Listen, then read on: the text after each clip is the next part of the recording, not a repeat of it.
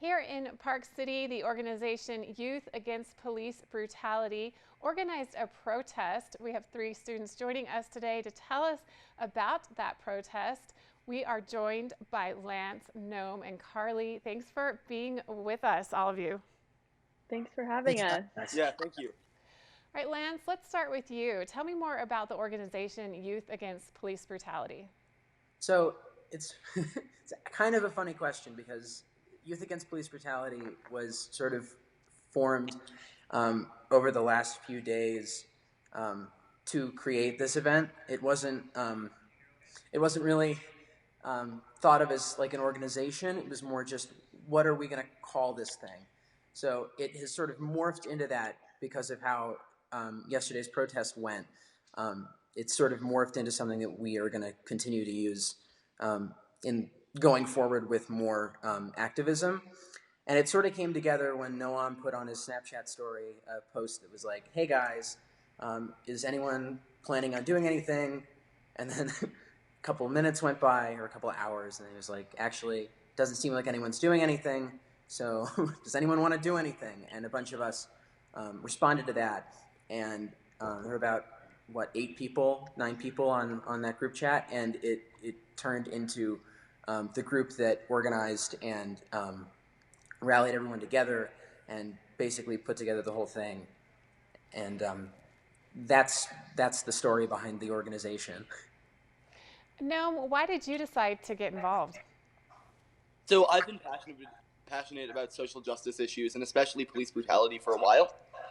But then over the past few weeks and days, we've been seeing just a huge uptick in response to this. We've been seeing protests and riots around the country. And I decided that I really wanted to do something about it. So I actually initially asked my mom, can I go down to Salt Lake and protest? Because I knew there was stuff going down there. And the response was an immediate no, because things were getting violent. So I just decided that if I couldn't go down there and nothing was happening up here, I just needed to start something because I really cared about this. And if nothing was happening, I was going to make it happen. And Carly, Youth Against Police Brutality organized a protest yesterday here in Park City. Tell me more about that protest. Yeah, so originally it was supposed to take place on Main Street. We were going to do what past protests in Park City have done. We were going to walk from the top of Main Street to City Park, and then from there we were going to have a bunch of speakers. After concerns from a wide variety of people in the community, we realized that it was very unsafe for us to do that, especially with the protests and riots in Salt Lake. So we moved to Dozier Field, which Principal R. Bobby at the high school so kindly offered us. And from there, we decided that the first thing we were going to do was participate in a kneeling protest for 8 minutes and 46 seconds, the amount of time that the officer who murdered George Floyd knelt on Floyd's neck. And then after that, we organized a bunch of speakers. First, we had Utah Representative Sandra Hollins speak for us, and then we had a couple of students and one other activist, Emma Tang. For Youth Against Police Brutality. Yeah, sorry, you went quiet there for a second. I got the question. What's next? We want to keep moving forward with more activism in whatever form that takes. We definitely want to do more rallies like we did yesterday.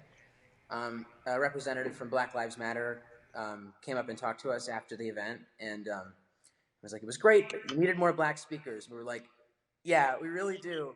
So the next one that we do, if we do one that's in a similar format, we're going to push to get majority black, if not all black speakers, and we'll hang back for that one. I think we're going to use what we've sort of put together in terms of that group and all the people that came to the rally yesterday. I think we're going to use that to our advantage to create more noise about police brutality and whatever else sort of arises that needs people to be active. And I think people really care and want to hear more and want to know what they can do. And I want us to keep sending that message and being specific about what people can do. And Noam, what steps did you all take to organize a protest? Have you ever done anything like this before? I had personally never done anything like this. I don't think either of the other two speakers had. I don't know. No, they're first timers. Yeah. Mhm. So it really just started when we formed a group of people who wanted to get something done. And I think I at least significantly underestimated the difficulty of doing something like this. A lot of us were spending hours on the phone yesterday with the city government, with the principal. There were just so many logistics to be organized. We had to organize what sort of police presence we wanted. We had to organize our venue. We had to organize like a sound system. There were just so many things that we had to get done, and it was a lot of really hard work for 2 days. Carly, when you think back to the protest yesterday, what was your takeaway? What do you hope individuals who attended will think about when they reflect back on what happened yesterday? I I think I had kind of have two takeaways from this. I think I really hope that the community sees there's ways to move forward, because a lot of times we see events like these, but we're not always advised as to how to move forward on specific issues. And then I think the takeaway specifically for me was that there are always people who are willing to organize something. You just have to find the right people, and the community is willing to get involved. You just have to make sure they know that something's happening. I saw a lot of unity yesterday, especially during the kneeling protest. And then I saw some of the photos, which kind of made me emotional about it. And I think for that 8 minutes and 46 seconds, the more time went by, the more I started to think about this and the fact that there were 300 other people doing this in solidarity with the cause.